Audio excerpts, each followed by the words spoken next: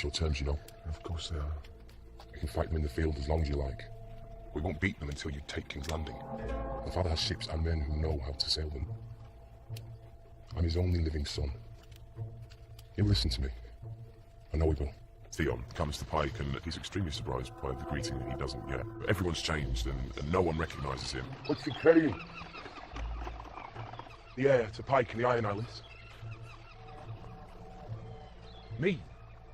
He is expecting love and a great homecoming, but it just doesn't happen for him. Balon Greyjoy used to be king of the Iron Islands, and then he rose in revolt.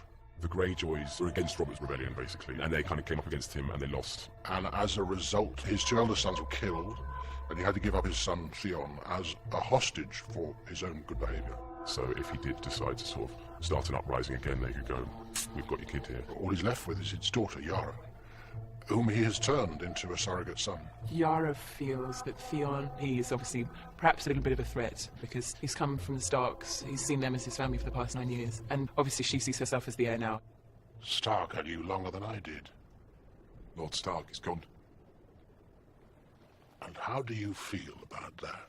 Balon is understandably suspicious of where his loyalties lie. He's expecting his father to accept him with open arms. He's just like, how can you even come back here and think that everything's okay now? Theon comes back with an offer to make Balon Greyjoy king of the Iron Islands once again if he will pledge fealty, and he won't. No man gives me a crown.